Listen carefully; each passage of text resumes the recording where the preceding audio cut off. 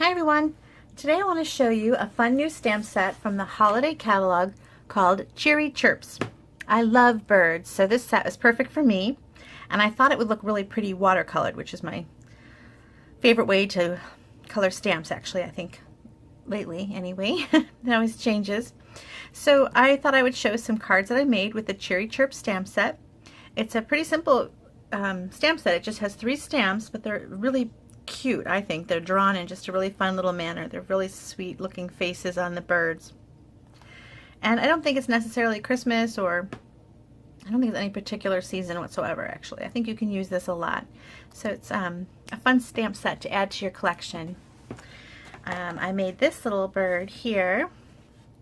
I think it looks kind of like a robin a little bit. And he's got some holly berry, and I made Thinking of You. Pretty simple. This one I made like a bird with some colors that are obviously not realistic, but I thought it was cute and I wanted to make, these are my favorite color combinations. I love the greens and blues, especially turquoisey, Bermuda Bay. It's one of my favorites. So I just decided to do my own favorite combinations here. And I love this background that I achieved here, and I'm going to show this background on another video separate from this one. So look for that. It's a really easy background, but it's just so pretty. And then this card, I'm not sure what kind of a bird that is. Little partridge maybe, I'm not sure. I don't know what, I love birds, but I don't know what birds are what.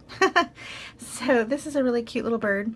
And I just added the sending hugs. It looks like he's thinking, doesn't he look like a very thoughtful bird? So this is the card we're gonna make together, this one here. It's pretty similar to this one, so if you watch this one, you've got this one already figured out. So I thought I would show this one because I like the color combinations on this one. I'm using Island Indigo, Old Olive, there's some Old Olive on the wing, and crushed curry. So let's get started on this card. I started with a base of Island Indigo and a layer of Island Indigo that I embossed with the Pinewood Planks embossing folder. It's one of my favorite embossing folders. It's got some deep wooden ridges and some not so deep. It's got different layers. It's pretty on both sides if you want to use the raised or the recessed. It's just a really pretty embossing folder. And the first thing I did is sponged it with some early espresso ink. I used some Stampin' sponges. Oh, I want to point out, this is a little holder that I like to use on my sponges.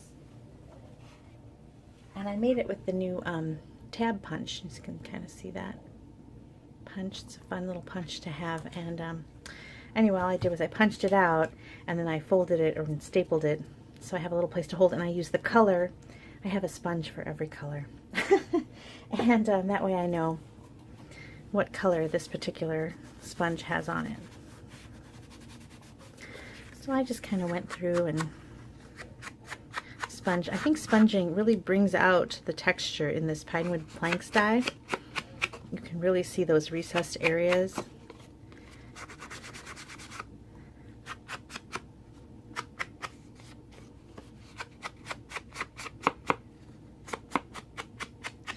I'm making sure to get all around the edges. I'll do a little bit in the center, but the center is mostly going to be covered by the large image. So that was early espresso. And I used a piece of watercolor paper for the bird. Now you can stamp with the archival stamp pad and watercolor right with that. And that is what I'm going to do here. I like to make sure I get really good coverage because watercolor paper is a little bumpy, and I want to make sure to get the whole bird image on there. Very nice. Now I also need just the bird, not the whole thing, so I'm going to stamp another one. I'm going to cut it apart first so I don't accidentally stamp too close.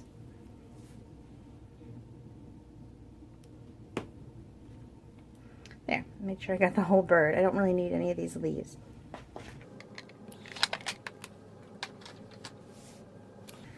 Alright, so on this one, I'm going to cut it out with the circle framelits, the layering circles. It's like a must-have for every collection, don't you think? And let's see which one, if that's the one that fits. Yep. I'm going to go ahead and cut that out, and I will be right back. There we go. Okay, now I did a background on this. You can see it's soft sky. And how I use the ink is I squeeze down on the ink pad. You've probably seen this. And I use the ink from the lid. And I love my blender pens. When you buy blender pens, you get a 2-pack. One is smaller and one is thicker, the brush. I use these a lot, and I use them with regular watercolor paints too, so my tips are dyed, but you'll see that the dye doesn't really come off on my project, so it's okay. I've got years of use out of these. So I just went ahead and did my background first, and you're just going to be really loose with the watercolor. Don't overthink it. It's kind of fun to just have little white patches and just be fast and loose with the background. It gives it a soft look.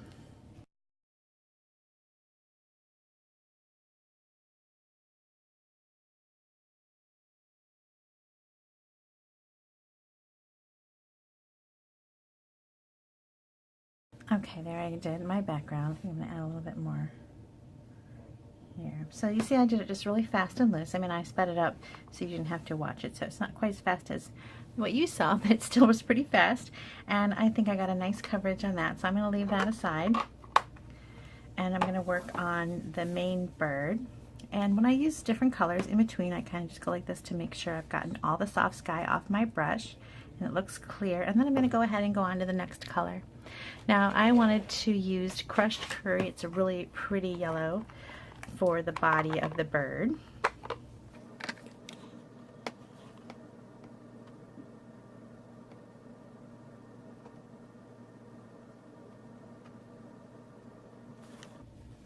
I don't use too much water. I think the if I was doing a background, I'd use a lot more water, but the little details on here, I don't want them to be too run together, so I've got a damp brush, but not super wet, and I'm not squeezing. I'm just using what's naturally at the tip. Now I'm going to stop with this for just a moment and add a little layer on here, just because sometimes when you layer things, you can still see a little bit, and I don't want to have it completely white underneath, just so the edge has some color.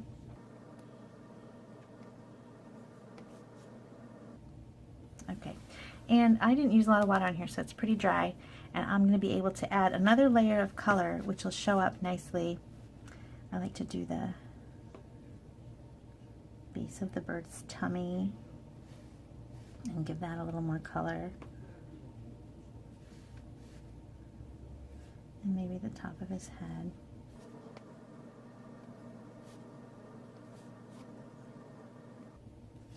There, and then I clean off that color, and that is crushed curry. And then I used Old Olive as my leaf color, and if you also notice, I used some Old Olive in the feathers. So I'm going to do that. I'm going to give it a good squeeze. So while this is drying, I like to work back and forth. I'm going to do the leaves on this one. Now I'm going to do the leaves pretty fast on the first go round. I start at one end and work my way around. That way I know what's dry and what's not. And I'm just going to give them all a really quick wash in the Old Olive. And again, I like to just be loose on this. It's okay if there's little bits of white showing. This is a watercolor paint. This is not super precise.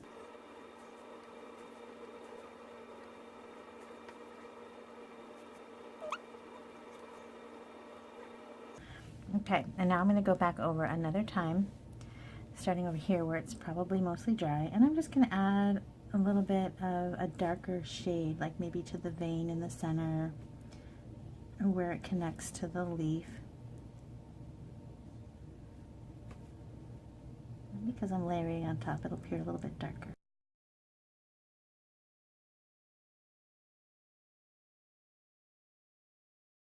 There we go. And then I'm going to add the green to the feathers, the Old Olive.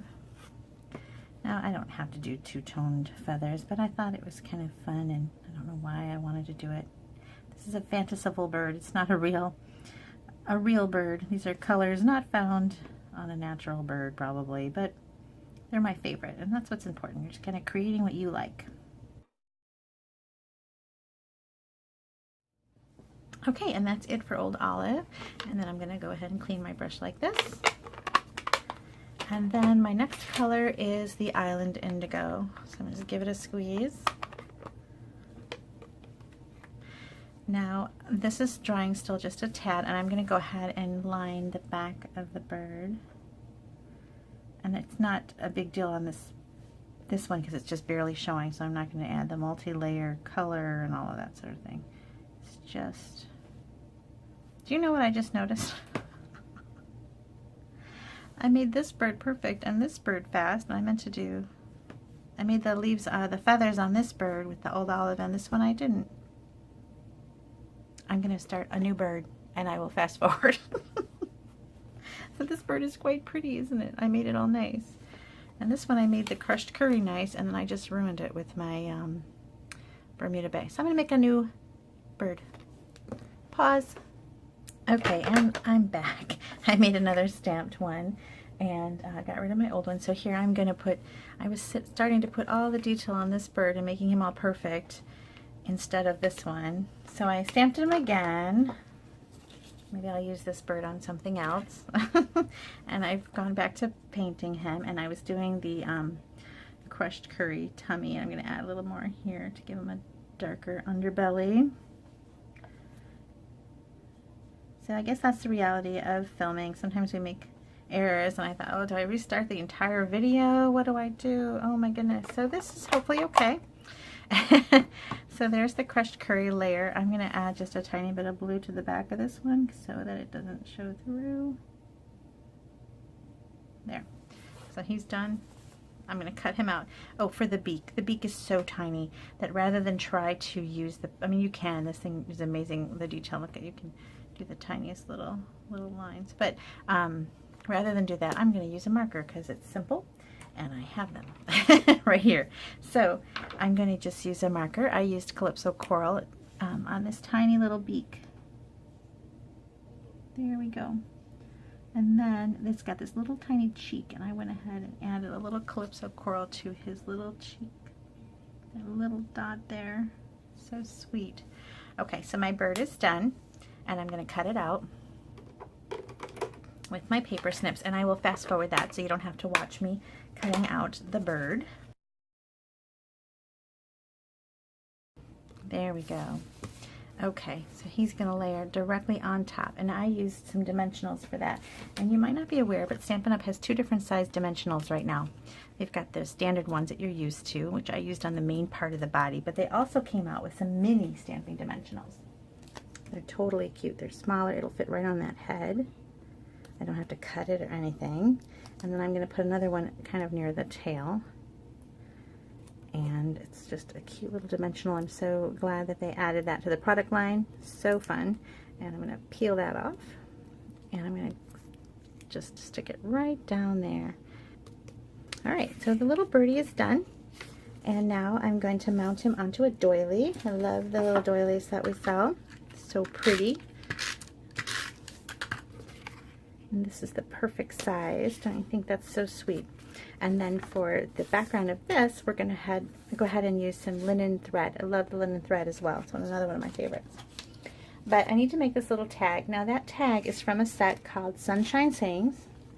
And I'm using the hugs and sending. I'm just not using that little and. So what I had to do was use, they're already out, my markers to ink up my words. So I used Early Espresso. And I'm going to do sending.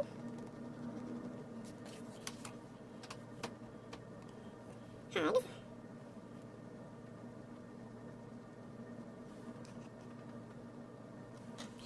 And then I'm going to cut this little tag out. It's from the Wood Words framelits, the wooden crate framelits. They're real cute. It's a fun little die collection, but I'm getting a lot of use out of this little tag. It's got some washi on it, so I can just tape it down. And I will cut that out and be right back. Okay, so here's my tag right there, and now it's just putting everything all together. I am going to use some linen thread around my background. Here we go. Now I doubled it because I wanted it to be extra thick, so I went around a few times. So I just made myself a double layer here and measure it around to see how much I might need. That's probably too much. Make that smaller. Okay.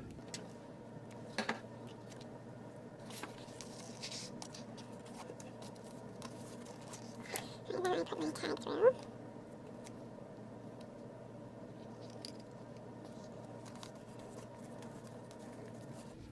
And tie a bow.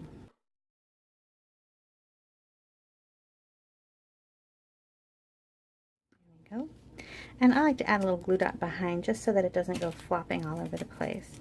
And that tag will stay exactly where you intended. Okay, and now we're just going to layer this. And put it all on a card base. And I like to pop it up with dimensionals. I just think it looks so cute and, I don't know, a little more finished.